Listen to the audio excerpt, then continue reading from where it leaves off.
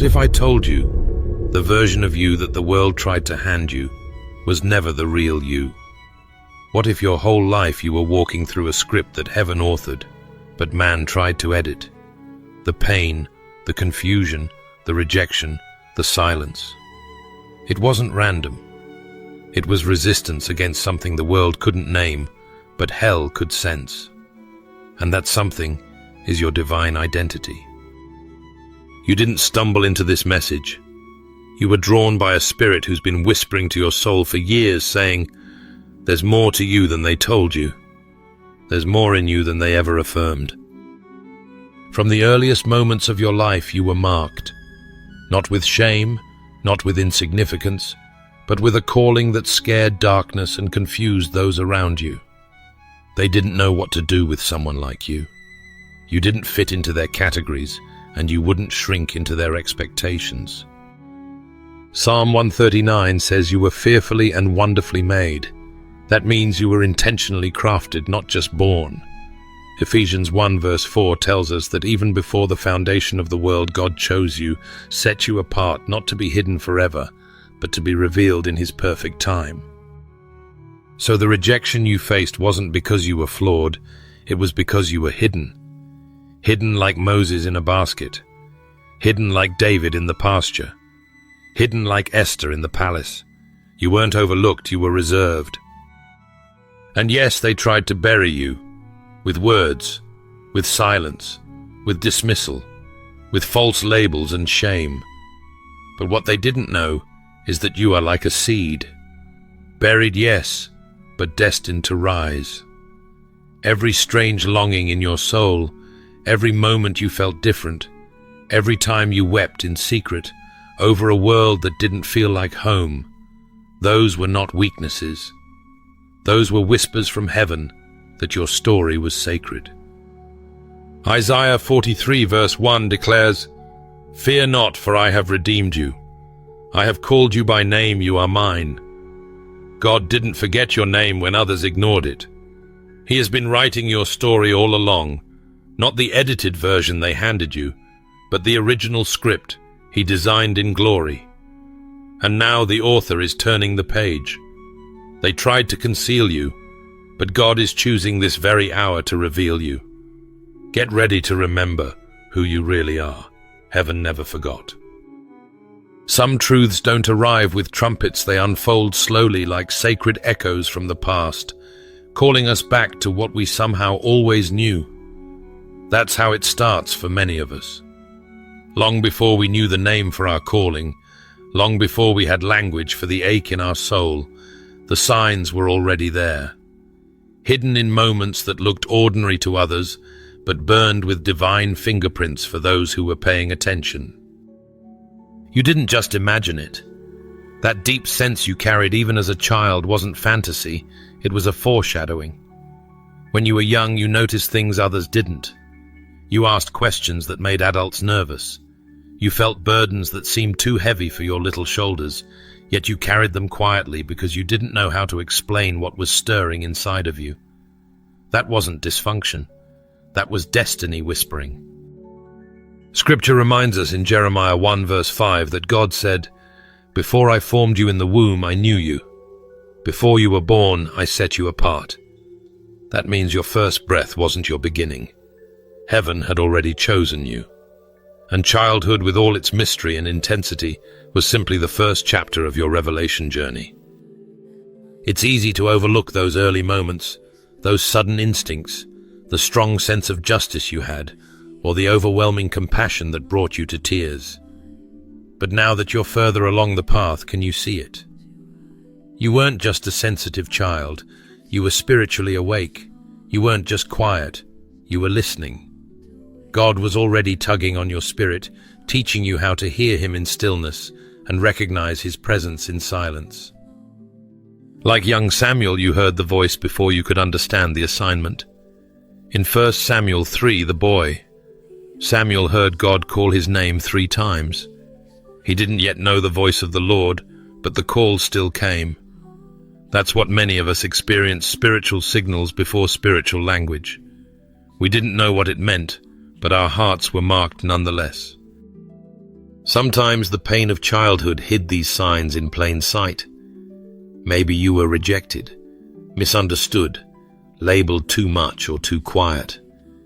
Maybe the enemy tried early on to confuse your identity or suffocate your joy. That was no accident. Darkness always tries to disrupt what heaven intends to deliver. But even in your loneliness, even in the nights when you felt out of place and unseen, God was shaping your perception. He was training your discernment. You weren't wrong to feel different. That sense of not fitting in wasn't a curse, it was consecration. It was God pulling you apart from the noise, protecting your purity, even before you had the wisdom to know why. You didn't chase the crowd because you weren't called to blend in. You saw beauty in what others ignored. You wept when others laughed. You paused to feel what others skipped over. These weren't signs of weakness, they were signs of wonder. John 15 verse 16 says, "You did not choose me, but I chose you, and appointed you so that you might go and bear fruit, fruit that will last." From your earliest days, you were selected. Even when you didn't know what that meant, heaven had already issued the appointment. You were marked for eternal impact before you ever held a microphone, before you ever opened a Bible on your own, before you even had the words to express what was stirring inside you. There were nights you couldn't sleep because you felt too much. Moments when you stood in a room full of people and still felt like you didn't belong. And maybe for years you questioned what was wrong with you. But what if there was never anything wrong? What if your sensitivity was sacred? What if your too much was exactly what God designed for a world starving for compassion, depth, and discernment? You were never ordinary. Not because of anything you earned, but because of what you carried. And long before the world could validate it, God was already celebrating it. The awkwardness, the inner wrestle, the quiet longing, it wasn't random. It was God's Spirit resting on a child he called his own. So when you look back now, don't dismiss those early chapters. Don't minimize the questions you used to ask, the moments of wonder you experienced alone, or the strange sense that you were made for something more. Those weren't just memories. They were markers, divine breadcrumbs leading you to this very moment. Your childhood wasn't a detour. It was a whisper from eternity calling you forward. And what you sensed then, though you didn't fully understand, is now about to manifest with clarity and fire. Heaven didn't just call you. Heaven has been preparing you from the very beginning. You would think the earliest voices in your life would be the ones cheering you on. You would expect the people closest to you, family, friends, leaders, to nurture your gifting, not mute it. But sometimes the truth is far more sobering. It wasn't that they couldn't see your potential. It's that they saw it too clearly, and it frightened them. Before you had the language to describe the fire inside you, they had already felt its heat. And instead of drawing close, they tried to snuff it out. What silenced you wasn't always your own insecurity, it was theirs. The enemy doesn't waste strategy. He often plants seeds of doubt through familiar voices, because he knows that wounds from those we love cut the deepest. Jesus himself warned us in Matthew chapter 10 verse 36 that a man's enemies will be the members of his own household. And if it happened to Christ, don't be shocked that it happened to you. You weren't too loud, you were just too bright for their comfort. You weren't arrogant, you were anointed. You weren't unstable, you were spiritually awake in a world that thrives on numbness. So instead of nurturing you, they corrected your tone. Instead of encouraging your questions, they labeled them rebellious. Instead of celebrating your gifts, they minimized your worth. And for a while it worked. The manipulation was subtle but strong. You started second-guessing your instincts, shrinking your voice, editing yourself to fit into rooms you were never called to bow to. But even in that suppression, something sacred was happening. Because when man buried your voice, God started to raise your spirit. Their silence became his megaphone. They tried to confuse you, But what they didn't know was that every attempt to break you was actually building you. You were never meant to rely on their approval anyway. What they saw as dangerous was actually divine. What they labeled as too much was actually heaven's fingerprint on your calling.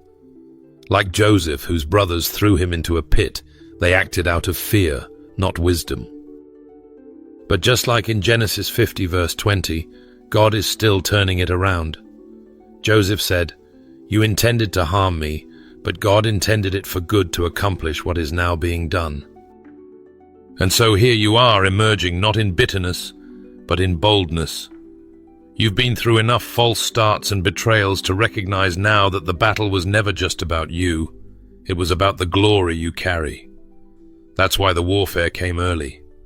That's why rejection came from familiar places. That's why confusion tried to cloud your mind at the exact moments you were getting close to clarity. But the truth is, what God placed in you is too deep to be deleted by human rejection. No word curse can cancel a heaven-written calling. No betrayal can outrun divine favor. Every weapon formed against you has already been rendered powerless by God's hand. That includes the tongue that told you to sit down when you were born to stand up. That includes the whisper that said you were too broken to be used. That includes the silence that left you questioning your worth. The calling has always been there. It didn't disappear just because people refused to recognize it. The enemy tried to distract you with confusion, but all it did was sharpen your discernment. The people who tried to stifle you were simply confirming how dangerous you are to darkness. You've been a threat since birth, not because you sought it, but because God planted something unstoppable in your soul. And now what was hidden is awakening. The voice you silenced is starting to roar.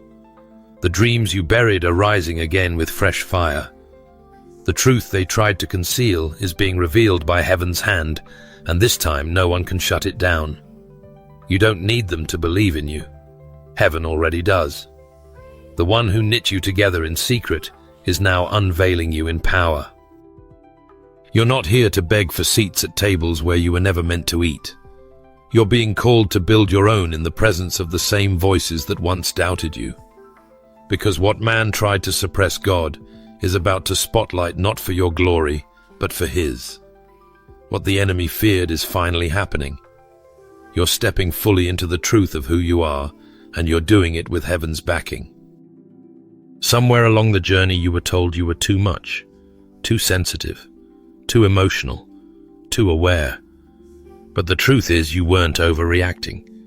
You were responding to a realm others hadn't been trained to discern. You weren't weak. You were wired for spiritual sight. While others focused only on what was happening around them, you were always drawn to what was happening within. What you saw, what you felt, was never ordinary. It was divine. God gave you eyes that pierced beyond the surface. You didn't just notice the words people said, you sensed the weight behind them. You picked up on atmosphere shifts before anyone else recognized the tension in the room. You could feel the grief that others carried in silence. You had a knowing before the facts even arrived. And instead of affirming this gift, many dismissed it. But I came to tell you it wasn't emotional overreach. It was spiritual discernment. From a young age, God entrusted you with what others couldn't carry. Galatians 6 verse 2 urges us to bear one another's burdens, and somehow, even without understanding the fullness of your calling, you were already doing it. You carried the unspoken. You mourned what was hidden. You noticed the hurting people no one else had time to see. You weren't being dramatic. You were being called. What seemed like oversensitivity was really spiritual preparation. It wasn't that you were different, you were set apart. And the isolation you felt wasn't punishment. It was training ground. Because healers are rarely born in places of ease, they're shaped in silence, carved in places where empathy must rise above ego. You may have spent years wondering why others didn't seem to notice what broke your heart, why you wept when others laughed, why your spirit was stirred while the room stayed still. It's because your eyes were tuned to eternity, not entertainment.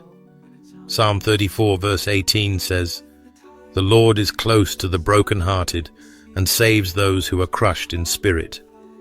And when your spirit broke for others, it wasn't a flaw. It was evidence that you had been entrusted with God's heartbeat. This isn't about personality, it's about purpose. Your emotional intelligence is not random. It's heaven's response to a hurting world. That sensitivity you tried to shut down. It was never a problem. It was the very signal that you were born to be a restorer, a mender, a comforter. Not because you had it all figured out, but because you were willing to sit in what others fled from. You felt unseen at times, not because you didn't matter, but because you were called to see others, to stand in the gap, to carry burdens that didn't belong to you, but would be healed through you. And though it cost you deeply, it also aligned you beautifully with the character of Christ. You didn't choose this path. It was placed on you with purpose. What you carry isn't temporary, it's eternal. You weren't created to fit in, you were designed to illuminate what others miss. That's why the crowd never quite felt like home. That's why surface-level conversations drained you. That's why you often felt like you were living in a world full of noise while your soul was tuned to whispers from heaven. Because it was. You were not called to echo the culture. You were called to carry the unseen and reveal it with love. You've walked into rooms and felt battles no one was talking about. You've prayed for people who never knew your name. You've stayed up at night interceding for family members who mocked your faith. And yet you kept showing up. You kept loving. You kept discerning even when it hurt. And now the same sensitivity that felt like a curse is being crowned with purpose. Heaven is confirming what you always knew deep down you were made to see, to feel, to discern. Because the pain of others was never meant to repel you. It was meant to awaken you. So don't silence your gift. Don't dilute your discernment. Don't dismiss the wiring that God placed in your soul. You weren't made to blend in. You were crafted to bring the invisible into the light. That's why your heart breaks when others ignore. That's why your prayers are weighty. That's why you don't just walk into a room, you carry the kingdom into it. You are God's eyes in a blind world. You are His compassion in a cold system. You are His whisper in a world screaming for attention. While the world slept on your potential, heaven was speaking directly to your spirit. Long before you ever had the language to articulate your purpose, God was already drawing the outlines of your destiny in the stillness of night. When others dismissed your dreams as childish fantasy, the Spirit of God was quietly delivering blueprints encrypted in the language only your soul could understand. Have you ever noticed how certain dreams stayed with you? How they pulsed in your memory, even days or years after you woke up? That's not coincidence. That's covenant. You weren't just having visions, you were receiving divine downloads. While your body rested, your spirit was summoned to listen. The Lord was unveiling things to you before you were even aware you were being prepared. Genesis 37 tells us that Joseph had a dream that provoked jealousy, rejection, and betrayal. Yet what began as a misunderstood vision became the map that led to palace influence. The same is true for you. Your dreams may have made you a target, but they also confirmed your identity. They exposed your assignment before your environment could catch up to it. You didn't ask for those dreams. You were chosen for them. Like Joseph, you saw things that didn't make sense in the moment. Maybe you dreamt of leadership while cleaning floors. Maybe you saw yourself healing others while feeling broken inside. Maybe you envisioned freedom while you were still locked in emotional chains. But God always shows the end before He reveals the steps. When the angel of the Lord came to Joseph in Matthew 1 verse 20, it wasn't in daylight, it was in a dream. And that dream shifted the course of human history. Why? Because when heaven has something urgent to say, it often chooses the language of dreams. Not to confuse, but to prepare. Not to frighten, but to guide. There's a reason the enemy fought your rest. There's a reason sleep always felt like a battleground. because God was meeting you there. And anything that God touches, the enemy tries to counterfeit or cloud. But no demonic interference can cancel a divine instruction. What God whispers in your dreams becomes the very thing he brings to pass in your destiny. Joel 2 verse 28 speaks it clearly. Your sons and daughters will prophesy. Your old men will dream dreams. Your young men will see visions. This isn't just poetic language, it's a prophetic promise. You are living evidence that heaven still speaks through dreams. And those dreams you tucked away because life got too loud, it's time to pull them back out. They weren't random, they were revelatory. Even as a child, you knew there was more. You may have had night visions that felt too big for your little heart to carry, but you carried them anyway, because God trusted you. Even then, he was awakening your prophetic wiring. He was tuning your spirit to receive downloads for seasons your flesh hadn't entered yet. That idea that won't leave you, that place you keep seeing in your sleep, that moment that plays over and over like a spiritual déjà vu, it's not nostalgia. It's God reminding you, I planted this dream. I will fulfill it. Divine messages come before divine assignments, and you've been walking with purpose even when it felt like wandering. You were being trained in the night. While others sought entertainment, you were receiving instruction. While others forgot their dreams by morning, you carried yours like sacred scrolls hidden in your heart. That's not just passion, it's prophetic DNA. You were made to carry vision. You were marked to interpret what others ignore. And here's what I know deep in my spirit. The same God who spoke to Joseph, who warned the wise men in dreams, who guided Joseph and Mary through the dark. He's been guiding you. Every dream that came from him will begin to unfold, and it won't be by your striving. It'll be by his Spirit. You thought your dreams were imagination, but they were instruction. You thought you were dreaming things up, but you were actually downloading heaven's assignment. And now it's time to live what you saw, because what God reveals in the night, he performs in the light. It wasn't just the dreams that marked you. It was what didn't happen to you that proved your calling. Let's be honest. There were moments you shouldn't have made it. Places you shouldn't have walked away from. Situations that looked harmless but were spiritually loaded. You were targeted not just by life, but by darkness. And yet even when you weren't praying, heaven was intervening. Even when you didn't recognize the danger, angels were already stationed. Because you weren't just wandering, you were being watched over. Some people look at their past and say, I was lucky. But I look at mine and say I was covered. Because luck doesn't part accidents seconds before impact. Luck doesn't speak to the hearts of drunk drivers and divert their path. Luck doesn't pull you out of trauma you didn't even know was forming. That's not luck. That's Psalm 34 verse 7 in action. The angel of the Lord encamps around those who fear him, and he delivers them. Even before you feared him, he had a hedge around you. That's not random. That's royal protection. Some of the worst chapters in your story were supposed to be your final ones. But God stepped in and said, not yet. Not them. Not today. You didn't dodge that breakdown because you were strong.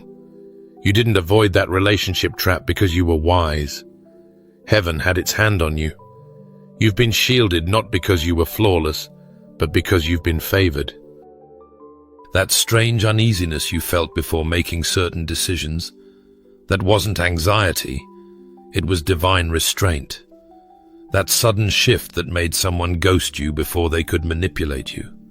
That wasn't rejection, it was heaven's redirection. You've been delivered from more than you even know.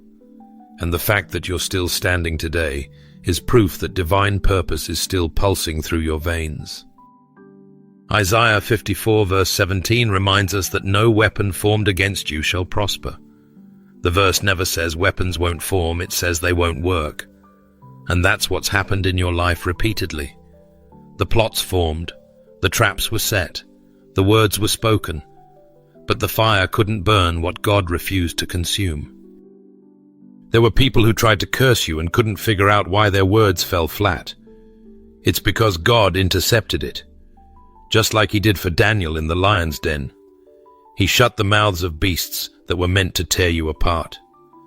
Daniel 6 verse 22 says, "My God sent his angel, and he shut the mouths of the lions." That's the same God who shut the mouth of death that came for your purpose. You weren't just protected, you were prioritized. And let's not forget the near misses, the moments where you were an inch away from collapse, heartbreak, ruin, or scandal. But instead of hitting the ground, you were carried. Instead of being exposed, you were hidden.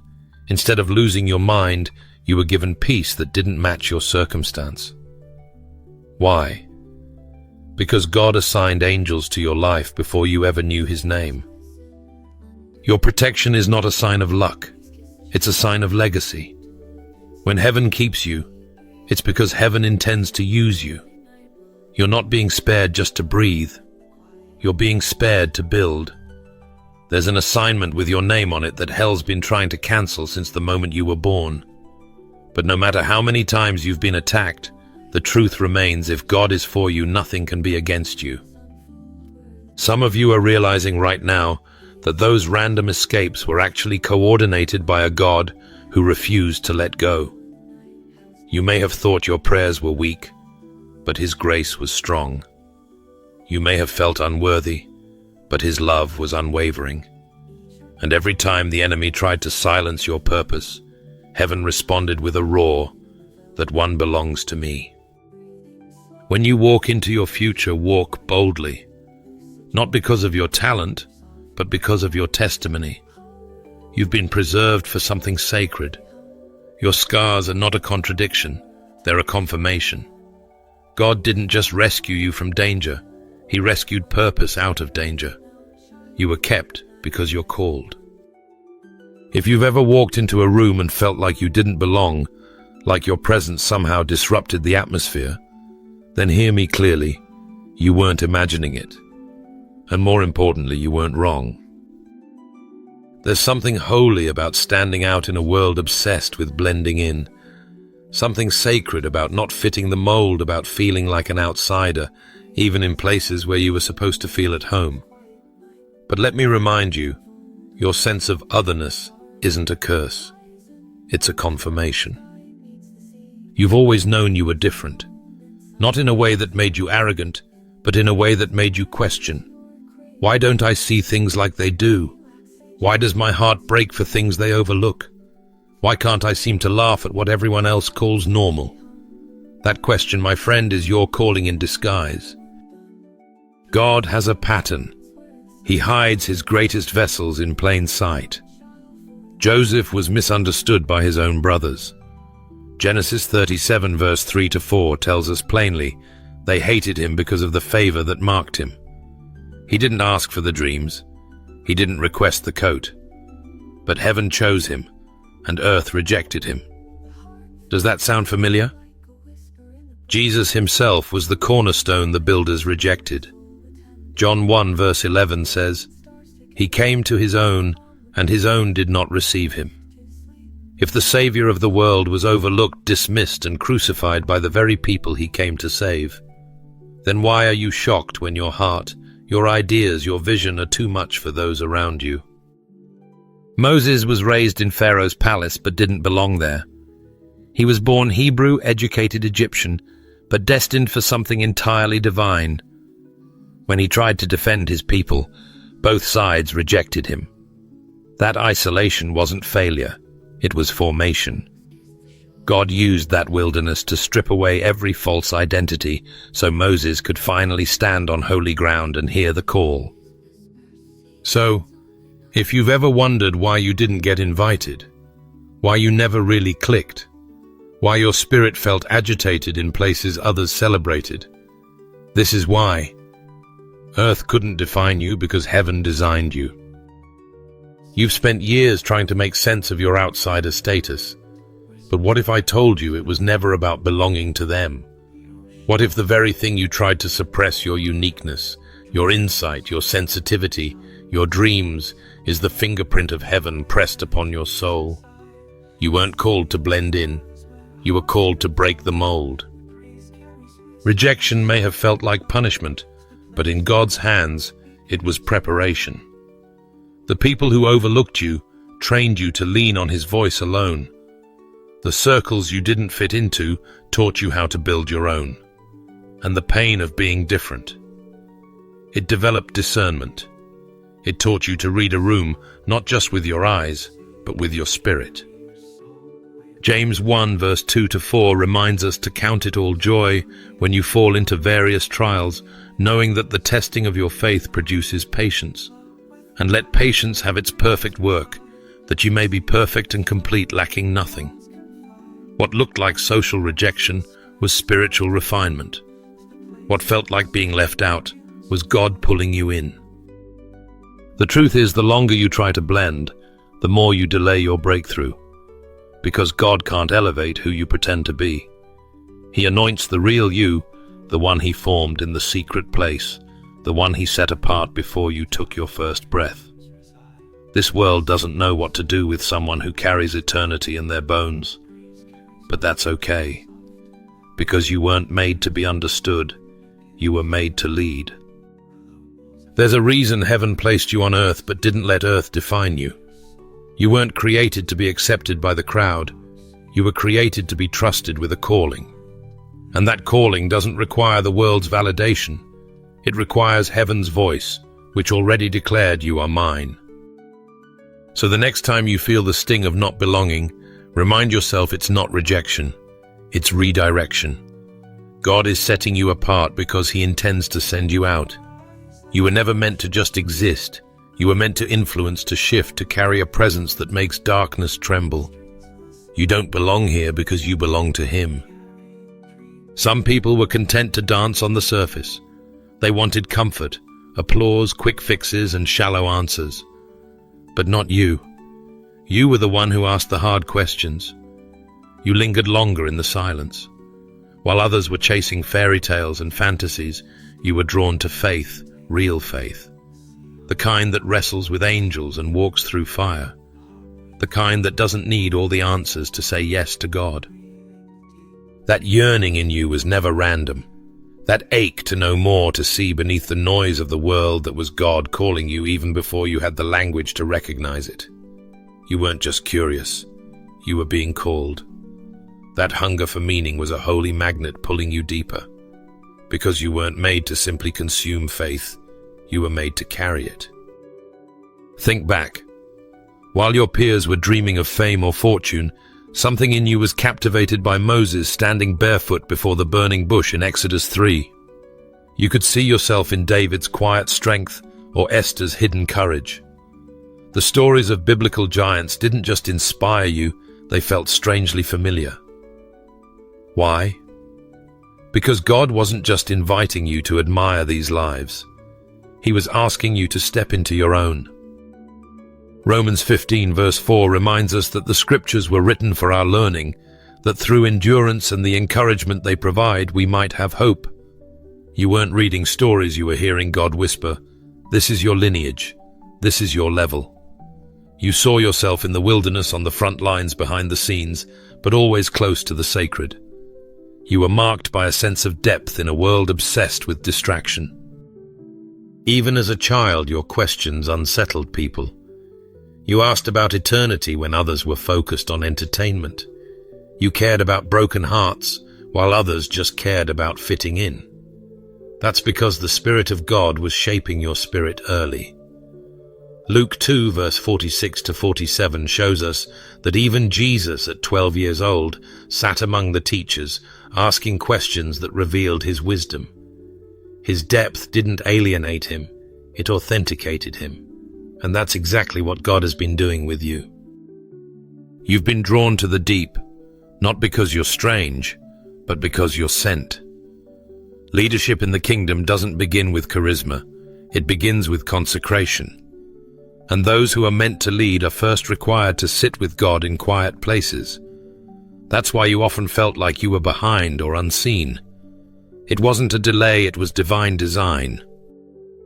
Like Moses tending sheep in Midian before being called in Exodus 3 verse 1-12, You were placed in hidden places to learn how to hear God's voice when no one else was around. God doesn't call leaders from the stage, he calls them from the solitude. He trains them not in spotlight, but in stillness. And you responded every time the Spirit nudged you to go deeper. That's not weakness, that's wisdom. And yes, at times that journey felt lonely. People may have misunderstood your silence or your seriousness. They may have labeled your intensity as too much, your discernment as overthinking, your faith as fanaticism. But here's the truth. God was guarding your heart from the superficial, so he could entrust you with the supernatural. You were fascinated with truth because you were born to reveal it. You weren't impressed with hype because heaven has been your standard from the start. God himself has always been your fascination, his presence, his voice, his mysteries. That's not religious zealotry. That's the anointing drawing you closer to the throne room. Now that longing you've carried the weight that makes you crave more of him is about to collide with purpose, because those who dwell in the deep are the ones trusted to lead with wisdom, humility, and power. You don't need a title to walk in authority. Your authority comes from the quiet yes you gave to God when no one else was watching. So, if you've ever wondered why you're not satisfied with shallow sermons, or why the world's entertainment feels hollow to you, now you know. You weren't wired for empty noise, you were designed for revelation. That restlessness in your spirit, that was God enlarging your capacity to carry glory. You weren't created to just admire history, you were born to make it. God didn't give you eyes to just read stories, he gave you courage to live one. And the deeper he's taken you, the greater the impact you'll carry. Because when you've seen the depths of God, you can't help but lead others to the water. Friend, you were told to sit down and stop asking so many questions, but you couldn't. There was something in you that refused to accept easy answers or shallow explanations. You felt the tension early on, not because you were rebellious, but because you were restless. Restless for truth. Restless for something deeper. And while the world may have labeled your searching as stubbornness, heaven smiled and called it hunger. Your questions weren't a flaw in your faith. They were the evidence of it. They were rehearsals for revelation, a signal that God had placed eternity in your heart and was drawing you into divine discovery. Ecclesiastes 3 verse 11 reminds us that God has set eternity in the human heart, meaning that the ache you've always felt to understand more, to connect the seen and unseen, was his fingerprint. It was never rebellion, it was divine invitation. People might have misunderstood your curiosity, but heaven never did. God never fears questions, he responds to them. Proverbs 25 verse 2 declares, "It is the glory of God to conceal a matter. To search out a matter is the glory of kings." You weren't poking holes in belief, you were pulling truth to the surface. You were never meant to blindly conform. You were made to uncover mysteries that others were too tired or too tame to pursue. Daniel understood this kind of divine curiosity. In Daniel 2 verse 19 to 23, when others panicked at mystery, he pressed into prayer. And what happened? God revealed what no man could know. The secrets of heaven came into the heart of a seeker. You are that kind of seeker. The restless weight on your chest. That wasn't confusion. That was calling. That was the Spirit of God whispering that there's more and inviting you to chase it. Don't let anyone convince you that deep thinking means weak faith. Some of the strongest warriors in the Word were also the deepest wanderers. David asked God questions in the caves. Job wrestled with divine silence. Paul confronted mysteries that shook empires. You're not less spiritual because you wrestle. You're more prepared because you do. Heaven doesn't hand out revelation to the passive. It trusts the persistent. And what you carry isn't just intellect, it's insight. There's a difference. Intellect can analyze, but insight can interpret. And you've been graced with a mind that doesn't just seek to observe, but to understand the heart behind what you see. That's not arrogance, that's anointing. That's what separates the curious from the called. You were not born to simply accept what's handed to you. You were born to seek what's hidden until heaven opens the vault. This world may have told you to settle for surface-level answers, but something inside you refused. You couldn't rest in cliches. You needed clarity. That holy discontent has protected you from deception. It's why certain things others fell for never sat right in your spirit. Because you were never wired for imitation. You were called to revelation. You've likely been misunderstood, maybe even mocked. But don't let their misunderstanding dilute your mission. What God placed in your spirit was not meant to be caged by cultural norms or silenced by surface religion. You weren't created to float through life. You were created to dive deep, to pull up treasure, and to lead others to the living waters. There's a reason Jesus called himself the truth. When you seek truth, you're seeking him. And now that holy hunger you've carried for years, it's not in vain. God has seen your questions. He has watched you wrestle with shadows, and now he's ready to reward your pursuit with light. Daniel 2 verse 22 says, "He reveals deep and hidden things. He knows what lies in darkness, and light dwells with him." The season of wondering is becoming the season of knowing. The riddles are becoming revelation. So let every question you asked, every restless night, every longing for more, let it stand as proof that your spirit was tuned to something higher. You weren't born to blend in with those satisfied with surface living. You were created to uncover what others can't even see. Heaven planted questions so that revelation could find a place to land. And now it's time. The questions that carried you are about to become the answers others run to. Many chase acceptance their whole lives trying to find comfort in the world, but you've always known deep down that you weren't born for that kind of comfort. And maybe you've wondered why your presence seemed to stir discomfort, why your words caused tension even when your heart meant peace. You didn't set out to offend. You weren't trying to disturb. But the truth is, the weight you carry in your spirit, the truth God entrusted to you, was never meant to blend in. It was meant to break through. You were meant to carry what the world wasn't ready to hear. They didn't reject you because you were unkind. They rejected you because you were unignorable. Your spirit carried light in places that had grown accustomed to the dark, and when light enters, it exposes. And exposure is uncomfortable for those who've spent years hiding behind shadows. Jesus himself said in John 15, verse 18 to 19, that the world would hate his followers because it first hated him. You've been feeling the weight of that truth your whole life. From a young age, your words carried weight not just in volume but in impact. There was something about your voice that made people pause, something about your insight that seemed too sharp for your age, too uncomfortable for easy rooms. And while others brushed you off as too much, heaven called you set apart. You weren't made to echo popular opinions. You were made to carry truth like a torch through dark valleys. And yes, that assignment comes with resistance. But resistance is not a sign that you're doing something wrong.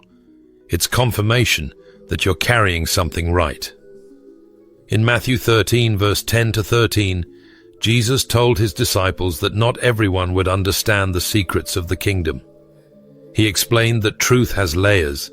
It reveals itself to the hungry, but hides from the proud. And you've been one of those rare voices called to deliver those hidden truths in a culture drowning in noise. It's no accident that your insight has made people uncomfortable. It's no accident that your discernment has caused distance between you and those you once walked closely with. When you carry truth that confronts lies, you become a walking alarm clock in a world that's spiritually asleep. And alarms by nature are not embraced. They're resisted, but they're necessary. You've been necessary. Jeremiah 33 verse 3 declares, "Call to me, and I will answer you and tell you great and unsearchable things you do not know. That kind of knowledge isn't downloaded just to flatter your intellect. It's meant to commission your voice. You're not just aware of what's going on in the natural. You've been shown things in the spirit, and that revelation makes you responsible. Not to silence yourself, but to speak when others stay quiet, to stand when others sit in compromise, to declare what God said, even when culture says you should be silent. Your calling has never been about convenience, it's about clarity. You bring clarity where there's confusion. You bring conviction where there's compromise. And that's why the warfare around your life has been so relentless. The enemy doesn't waste energy on empty vessels. He attacks those who carry something holy. And you, child of God, carry a voice that can shift atmospheres, break cycles, and wake people up from spiritual slumber. You're not just here to be nice. You're here to be necessary. You weren't fashioned to fit into the comfort zones of a world that's allergic to the presence of God. You were crafted to carry his message raw, real, redeeming. You speak not from arrogance, but from assignment. And every time you were silenced, pushed aside, or overlooked, heaven wrote it down, not as failure, but as proof that you were stewarding truth in a generation that needs it. And if your voice trembles, sometimes it's okay. You're not called to be fearless, you're called to be faithful. God didn't choose you because you had a perfect voice. He chose you because you were willing to use it. He knew that when others retreated, you would remain. When others compromised, you would carry conviction. So don't shrink now. Don't apologize for the anointing you carry. The truth in your bones was never meant to stay hidden.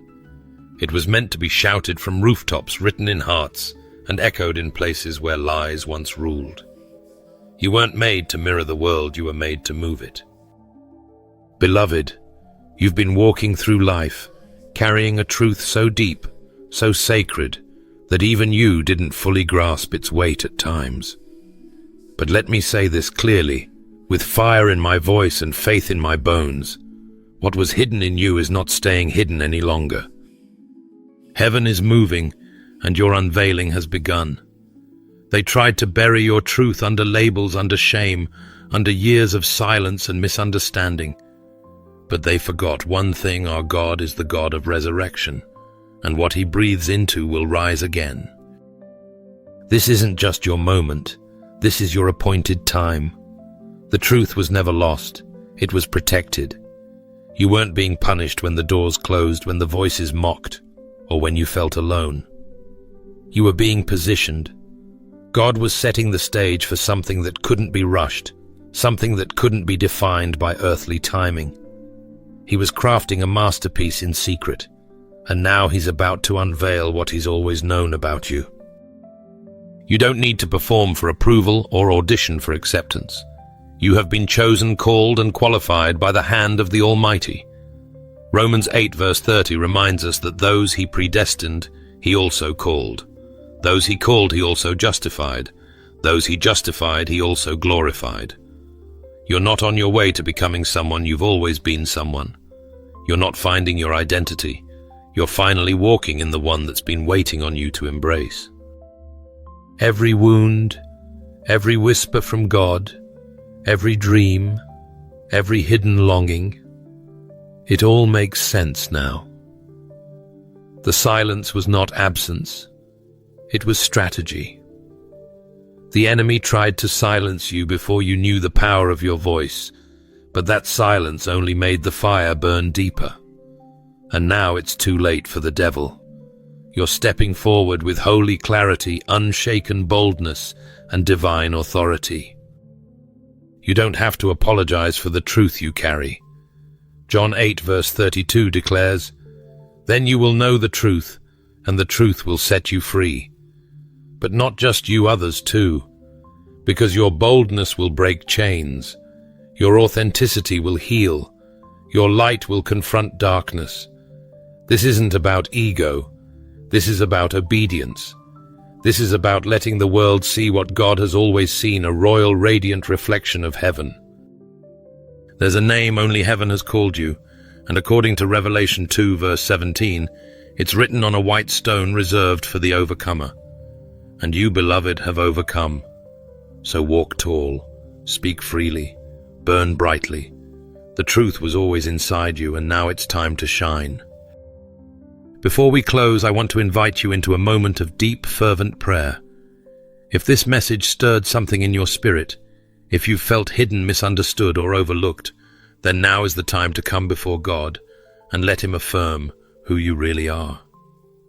Let's pray together, not from a place of fear, but from a place of holy fire and expectation. God is about to awaken the real you. Heavenly Father, I come before you in this sacred moment with my heart wide open. Lord, you see every layer of my story, every wound, every longing, every part of me that the world tried to deny. And yet, in the silence, where no one else understood, you were there, whispering truth into the depths of my being. You've always known who I am, even when I didn't. Thank you for being the author of my identity and the keeper of my soul. God, I praise you for never giving up on the masterpiece you were forming in secret. When others tried to rewrite my worth, when I questioned my own voice, you held the pen steady. You wrote truth on my bones. You carved destiny into my days. Even when I doubted, even when I tried to shrink myself to fit in with the world's definitions, your love never let me disappear. You pursued me. You preserved me. You prepared me. So today, Lord, I surrender the false stories. I lay down every identity that didn't come from you, every label that tried to stick, every voice that said I was too much or not enough.